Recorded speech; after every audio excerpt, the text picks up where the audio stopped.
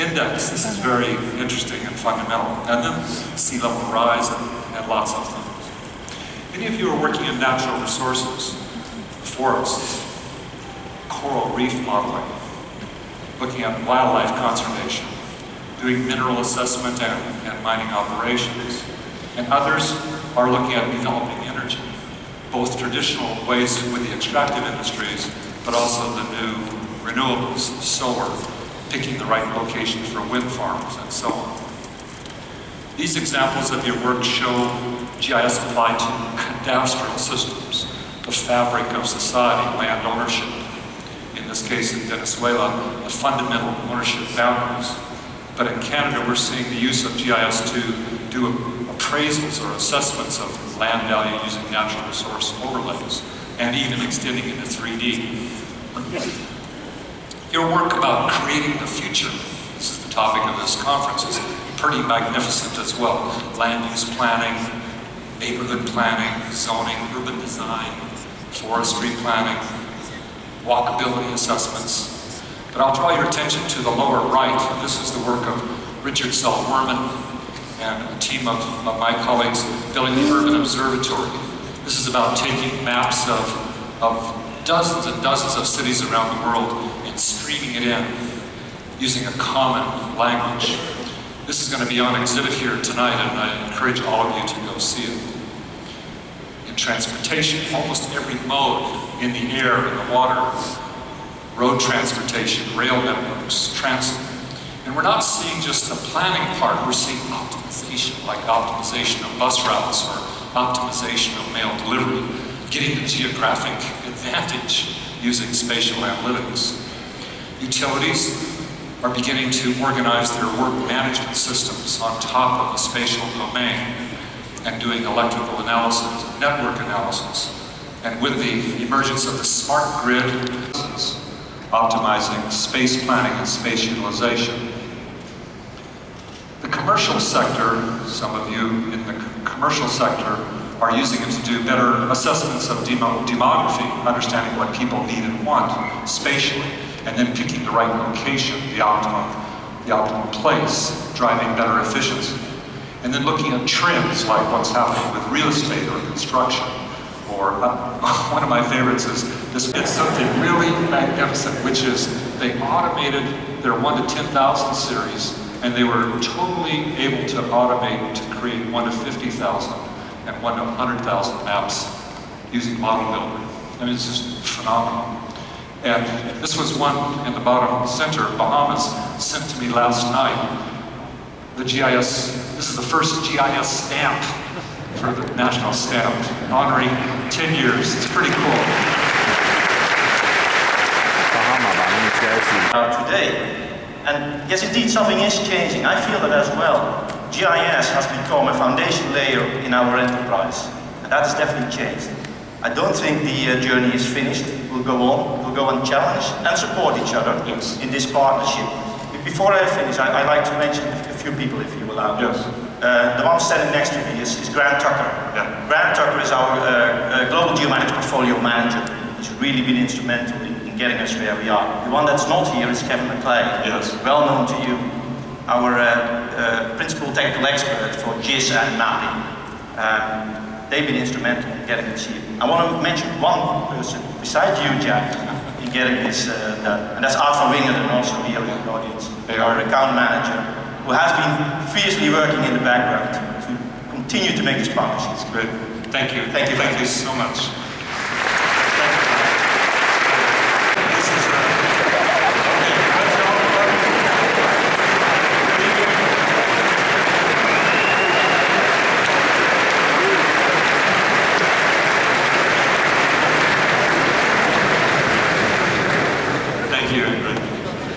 That's great. Thank you, John. Jack. Yeah. I picked this one because these guys are just like Shell.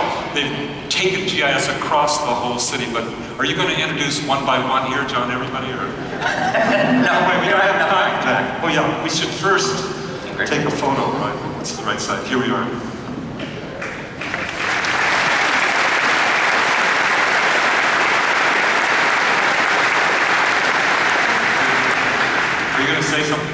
Thanks, Jack. I really really want to thank you for this today. As you well know, GIS is mission critical to the entire city of Rancho Cucamonga. Not a few people or even a couple of departments, but everyone.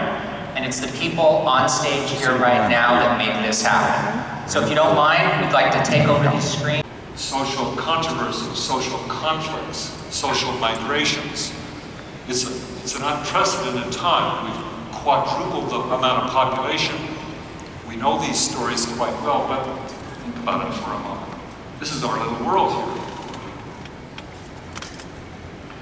At this particular time, geography is more important than ever. That's my sense. That's all that I can make about it personally. The very work that you do is more important than ever. Geography as a science provides us the context and the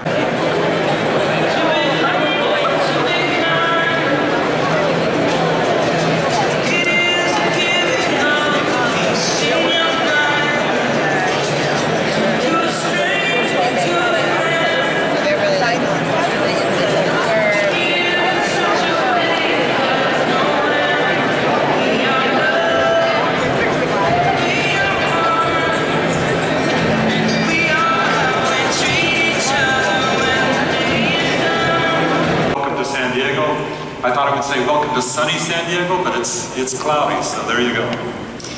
This week is all about GIS. It's all about geography. It's all about you and your work. It's all about sharing your work, learning from each other, understanding new things. Think about that for a minute. That really requires relationships, and interpersonal relationships are the best. They're really how we learn. So we usually take a couple minutes at the beginning of this conference and introduce ourselves to each other. And I'd like to do that, except first I need to tell you about who you are. You're about 130 countries represented. There are 132, as a matter of fact. Just about every discipline, every kind of organization, every kind of profession. Look around. And turn around and meet somebody new and tell them who you are, and then let them do the same thing to you. Do that for us. Great increase. Map Minneapolis is the city's ArcGIS online organization, where hundreds of employees use a common infrastructure to create, share, and use maps every day.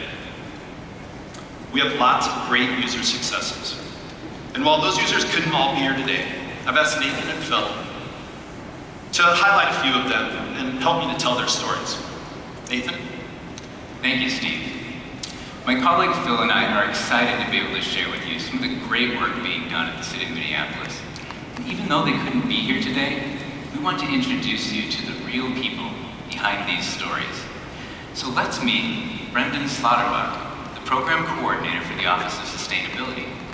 Brendan is a self-motivated innovator who's passionate about making the city of Minneapolis a premier sustainable community. Brendan was an easy catch for Map Minneapolis. With some help from Steve and the GIS team, he configured the ArcGIS Online Finder template into an app the citizens of Minneapolis can use to search nearly 175,000 buildings and discover if their building is suitable for solar panel installation. So how did Brendan create this powerful yet easy-to-use app? By using ArcMap and the GIS team's enabling infrastructure, he accessed a detailed digital surface model and then derived from it 3 important data sets to use as input for the analysis: the aspect, slope, and an annual solar radiation surface. These were fed, along with building polygons, into a model he built to calculate solar-suitable areas on rooftops that are not too steep, favor southern exposure, and are sunny enough to make sense for solar panels. On the output, he calculated estimates like the maximum number of solar panels and the annual value of electricity that could be produced. Finally, he joined this information to the building polygons and prepared a visualization layer of the annual solar radiation surface. Then, published these as services to ArcGIS Online, where he configured the Find My Solar Suitability app that you just saw. The next story is about Philip Patniani, the Sustainable Forestry Coordinator. He cares deeply about using technology to efficiently manage his urban forest. Philip, another innovator, is also hooked on mapping Minneapolis. He regularly uses the urban tree canopy map to better understand the extent of the existing tree canopy and where there's potential for future expansion at both the neighborhood and parcel level. Now, Philip could talk your ear off about how valuable trees are to the city, but recently he's been working to drive this point home with his Park Trees Near You initiative. In addition to its condition and size, each tree is linked to the National Tree Benefits Calculator, which estimates the value of each tree, such as this bur oak, which provides $339 of value each year from things like stormwater retention, air quality improvement, and carbon sequestration. Now, intuitively, we can all understand the value of trees as assets. But when they fall over, they become a liability. And that's exactly what happened to over 1,800 of Philip's trees during a windstorm last June, damaging property and city sidewalks. While saddened by these losses, Philip knew that he needed to jump into action. Already familiar with the collector for ArcGIS for managing his forest, Philip and his fellow arborists were able to quickly get out into the field to begin collecting the information they needed on the downed trees using their mobile devices. After the initial cleanup frenzy was over, they began the process, managing the removal of all the uprooted stumps.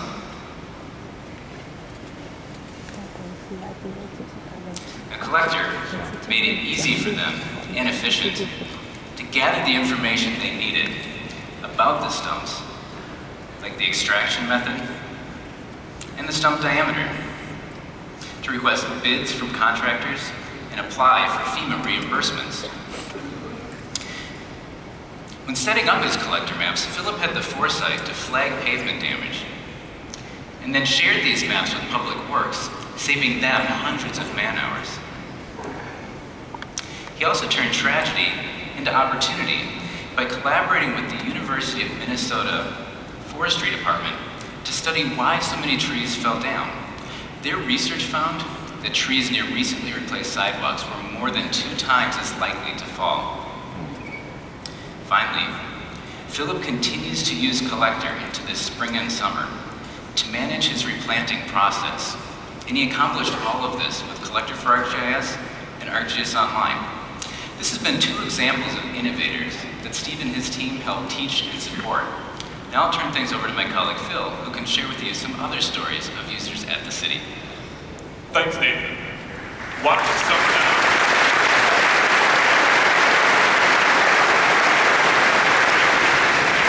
Why not summer now? 2 people in Minneapolis are busy thinking of the coming winter snow.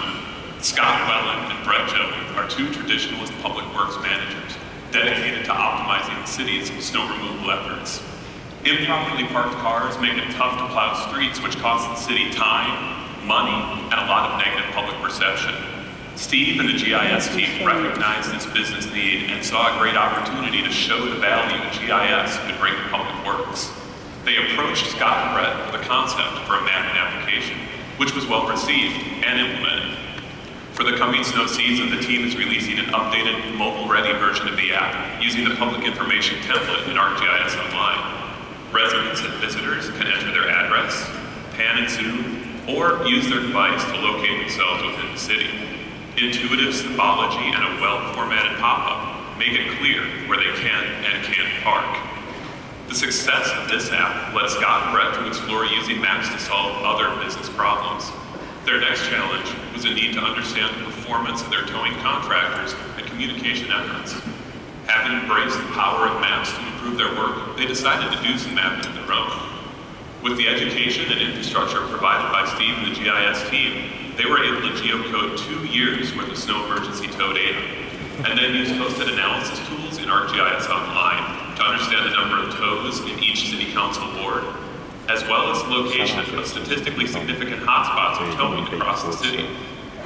Zooming in, we can see the hottest spots are in the residential areas next to the University of Minnesota, where college students and their cars are prevalent and parking is scarce. Scott and Brett are using the insights gained from these analyses to understand if towing contractors are inequitably targeting specific areas of the city and understand where communication efforts may need to be modified. Our next story is about Otto Dahl, Chief Information Officer at the city. Part of Otto's leadership is implementing the elected officials' vision for open access to city data. Aware of his need for a solution, the GIS team configured a city-branded open data site using ArcGIS Open Data, which they turned on as part of their ArcGIS online organization. Interested citizens can search and browse collections of available open data, find data sets that interest them, like neighborhoods, explore them on a map, filter them, and when they have their selection, download it as either a spreadsheet, KML, or shapefile. And if they happen to be a developer, access it through an open API, including GeoJSON and GeoServices REST. Otto is also working to deliver more real-time information to city administrators and elected officials. Steve and the GIS team are working to deliver real-time GIS for Otto, beginning with a 311 dashboard. The geo event processor appends spatial attributes to 311 calls, such as the neighborhood and ward in which the call is placed. As calls come in, charts and summaries are updated on a dashboard to reflect the current state. Administrators and officials can use the dashboard to understand a breakdown of calls by priority, severity, and subject, and click on a subject to see calls of particular types, such as graffiti complaints across the city. Elected officials want to understand what's happening in their ward. The dashboard allows them to apply a filter and see only those calls in their jurisdiction, keeping them up to date on the happenings in their ward. These elected officials also want to understand the location of high priority and high severity calls. The geo event processor enables real-time notification, automatically emailing the council. Ribbon interface. It gives you access to familiar tools like swapping base maps, adding data, searching, and bookmarks. Tools like analysis and editing are organized into tabs, and your windows are dockable so you can show or hide them as needed. Your layer tools appear contextually, so you can easily change things like symbology, data schema, and labeling. Let's adjust these road labels in downtown Santa Rosa. You can easily adjust the font, the size, the weight, and even the placement of your labels with instant visual feedback.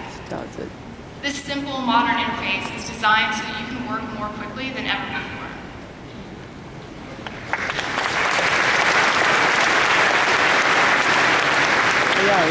And speaking of speed, Pro gives you the performance you've been asking for. It's a powerful app with a great display. You can see how quickly all these different layers are drawing on the fly. And this brand new display engine also supports 3D environments. You can work with multiple maps in your projects, whether 2D or 3D, global or local. Let's take a tour of Sonoma County wine country. Pro takes advantage of your GPU so you can rapidly roam and explore your maps. The application also helps you be more productive because it doesn't make you wait. The UI stays responsive even if a map is drawing because it's a 64-bit multi-threaded application. And you can also operate in 2D and 3D at the same time, either monitoring different areas or linking your maps to get multiple perspectives of your study area.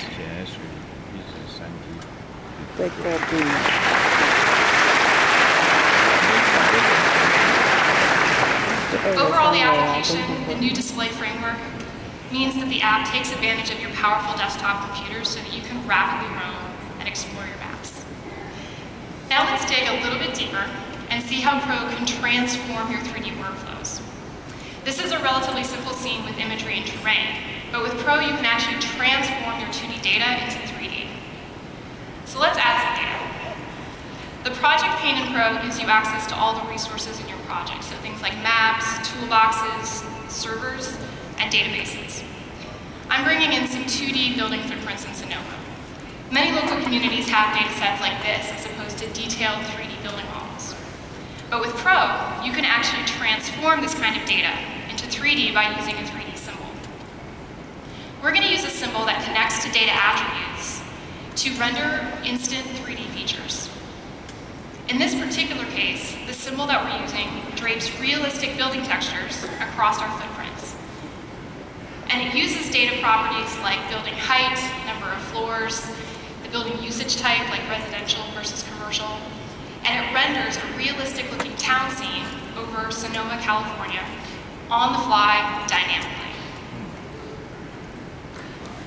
And this isn't the only way to create 3D features. With preset layers, you get a gallery of pre-authored common types of layers that help you make great looking scenes. Let's add some trees to Sonoma. We're going to bring in some 2D tree data, and preset layers also render features based on data properties. So in this case, things like the type of tree, the tree height, the crown width, and so forth. In the future, we'll be providing this type of layer as well as streets, buildings, water, ground, and other preset layers so that you can easily get started making your scenes.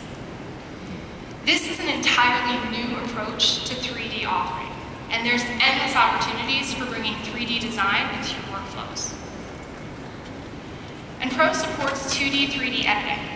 Let's say we have a newly constructed building. You can edit and digitize features in either mode. So in this case, I'm going to capture this building over top of imagery. The editing tools are organized into their own tab, and you don't have to start an edit session.